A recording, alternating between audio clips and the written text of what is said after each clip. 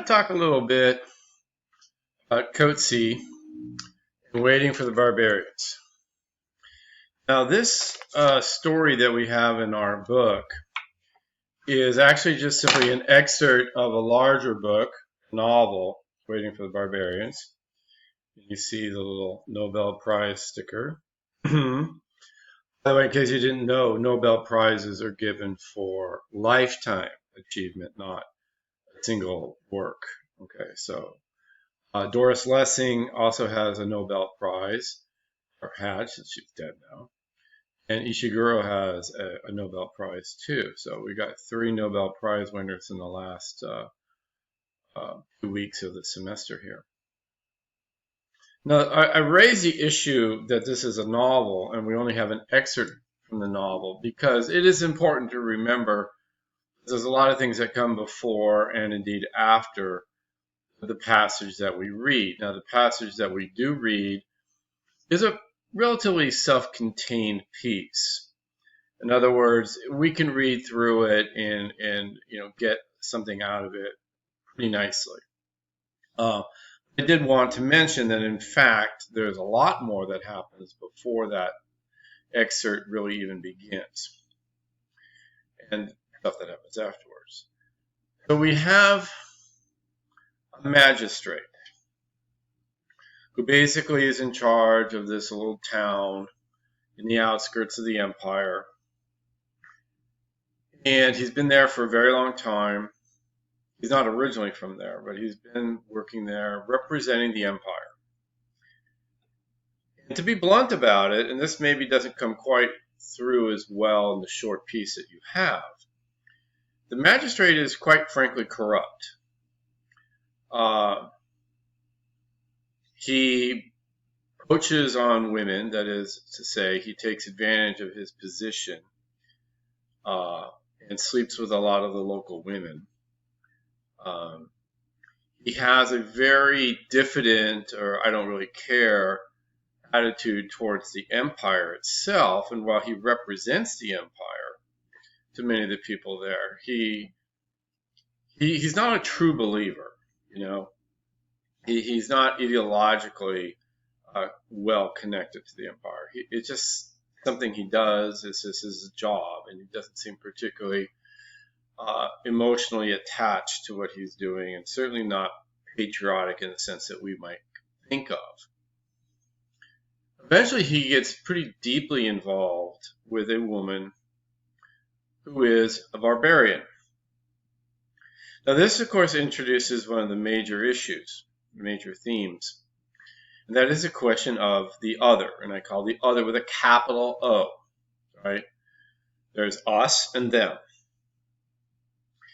And it's not a shock or a surprise that whenever you talk about them or the other, that they are referred to as barbarians, something lesser than what we are, okay? And that seems to be a real key issue, right? And the barbarians are kind of always sort of out there, away, always waiting to be heard from, but never really, right? So there's something very mysterious about the barbarians to the people of the empire, because while there's a lot of talk about the barbarians, they don't really know much about them. In fact, this is one of the reasons why this excerpt is key, pardon me, because the colonel, Joel, brings in some barbarians, right? Prisoners. And one of the first things that does, of course, is it says, hey, these people are real. This isn't just all made up, right? And then, of course, he dehumanizes them, which is vitally important when you have an enemy, and that is to dehumanize the enemy. We do that in our wars here in the United States all the time, right? Talk about the enemy with derogatory language, with insulting terms. You degrade their culture. You degrade their essence as human beings. Okay, that's very important because it makes it a hell of a lot easier to kill somebody if you think of them as animalistic or not as intelligent or not as sophisticated, not as cultured, right? And that kind of dynamic has gone on quite honestly throughout human history. I mean, I wouldn't say it's an American invention by any stretch of the imagination. But that othering process, right? Now, you probably know, or you ought to know, from reading the biographical liner notes about Coetzee that he's from South Africa, and you ought to know about South Africa and the system of apartheid. Okay, South Africa was largely ruled by European powers. It was the Dutch and then the English. And the Dutch and the English didn't get along with each other, but that's a whole nother story, right? The Afrikaners, and you probably are intimately familiar with the Boer War, as all good, well-educated American public high school graduates are, right? The war in South Africa between Great Britain and the Afrikaners, right? Which has solidified, I believe Winston Churchill fought in that. Solidified English dominance. Okay? But while the white people are fighting each other, the white Europeans are fighting each other, the people of South Africa, the Africans who were there before anybody else showed up, were repressed. The system of apartheid, or being apart, right, basically said, okay, you have your homelands over here, which suck. And we, the English or the Afrikaners, we have our beautiful places over here, right? I don't need to go too much into the history of this because this is not ancient history. It's within, obviously, my own lifetime because I remember in college, when I was a college student, a lot of protests in college against support of the South African government, all right? And eventually, as you probably know, Nelson Mandela was let out of prison after being there for a very long time and became the first African president of the nation of South Africa and got rid of that stupid homeland thing and all that. This is the environment that Coetzee is coming from. And this is a colonialism or post-colonial because the English obviously left. These things don't go away. And I don't know about you, and I know we didn't have time to put George Orwell on our syllabus, although he easily could have been, certainly if we'd had more time. Orwell is a British writer who also was very deeply interested in the effects of colonialism.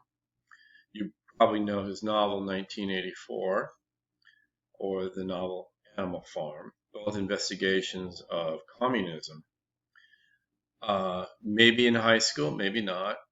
These things have changed over time. A very popular short story to read was called To Kill an Elephant by Orwell. And that basically looked at how, in many ways, colonialism was a trap to the colonizer as well as those being colonized. And I want you to think about that in relationship to Waiting for the Barbarians. Because for the most part, we don't get to know the barbarians, but we do get to know the colonizers. Whether we're talking about the magistrate, who's the first person narrator, the colonel of police, Joel, or the magistrate's personal torturer, Warrant Officer Mandel. Most of the people we see, except for in the big dramatic beginning, the prisoners, most of the people other than the prisoners are all people from the empire. How are they affected? What happens to them? And when we talk about dehumanizing the enemy, do we not also dehumanize ourselves in the same process? I mean, this is a real big issue, I think, in this story. Okay? Another person you might think of, another writer that we would not cross paths with normally in 216 is Kafka. Right? But most of my students are at least familiar with Kafka. You maybe have read some of his work and maybe are familiar with just the adjective Kafkaesque. in which the systems that be, governmental systems or what have you, seem bizarre, they seem contradictory to what ought to be, and yet that's exactly what they are, and they're working exactly how they're supposed to when they function that way. There's a real dystopian quality to this story, right? You understand what I mean by dystopia? It's the opposite of a utopia. In a utopia, everything's wonderful, right? It's all perfect. In a dystopia, everything's messed up. Like 1984 is a dystopia. Animal Farm is a dystopia. Waiting for the Barbarians describes a different sort of dystopia, but it's still a dystopia, right?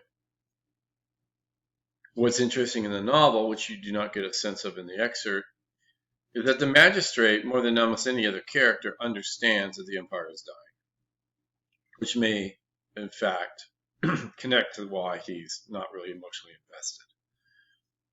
And he also understands that the town that he's living in, out there at the edges of the empire, is undergoing an environmental crisis, okay, which is of the empire's own making in terms of their use of resources, so forth and so on. And he recognizes that it's going to be a desert soon, right? They have not managed their resources well at all. And yet nobody seems to respond to that. Maybe they're anti-science, right? Nobody wants to look at how life as they know it has screwed so many things up. Because so many people are so invested in keeping things the way that they are, partly through fear of change, and partly just ignorance. Right? Now, within the piece that we have, we're not looking at that big of a picture. That is part of the novel. It's not really part of the excerpt. But I do want us to think about that. All this action is happening in a dying town. Its death is inevitable. Right? It'll be a wasteland, a real wasteland, not just a T.S. Eliot wasteland. It will be a wasteland very, very soon. And nobody's really responding to that. Does that sound familiar?